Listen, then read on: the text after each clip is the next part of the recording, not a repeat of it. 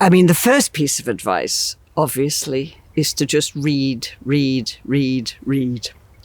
other writers.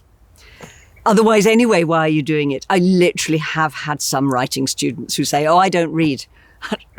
Why are you even wanting to write then? But it's not, of course. Read to look at how the writers you love are doing things and then copy them. I'm such a believer in copying. And when I was teaching writing, I used to say, right, now leave off this paragraph of an Elizabeth Bowen story, write the next paragraph. And they all thought that they were copying Elizabeth Bowen. It didn't sound like her at all. It sounded like them, but better. It lifted their game. There is some funny leap that you make when you're writing out of yourself, but into your bigger self. That's what you're trying to get students to do. So often you have lovely, intelligent students, so smart, so perceptive, and then they write this stuff on the page that's so poor. And you think, no, get your bigger self out there. And oddly, the act of imitating somebody who isn't you seems to do that. So I think read, and then imitate. And nobody will know. When I was first writing stuff that was any good, I kept thinking people will just know that I'm copying Alice Munro. And nobody did, because it wasn't Alice Munro, it was me. But so copy. There you are. That's a really wicked piece of advice. One of the writers who was most important to me, both as a reader and a writer, was Alice Munro. I can remember reading her first in a bookshop, the way I do. I pick up an author I've vaguely heard of and I've never read, and I read very suspiciously, thinking, this will be awful, I bet I won't like it. That's the only way to read. And then I remember her winning me and thinking, oh, this is good, it's going to go wrong, it's not going wrong. Turning the pages, the excitement of her. She just, first of all, as a reader, I was moving to a new place through her stories, but the new place seemed close to my experience. And now I think about it, it wasn't really. She was from rural Canada, I was from urban England.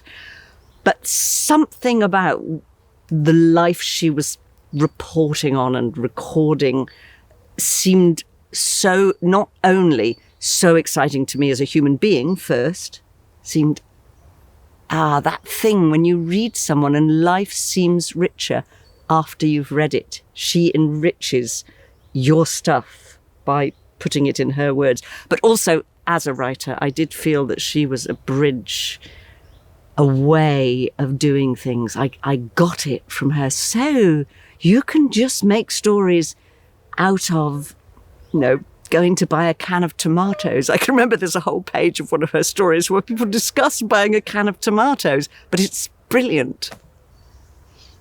Yeah, my mum said a useful thing to me. When I was writing those awful novels and failing, and they were dead, and yet I was working on them.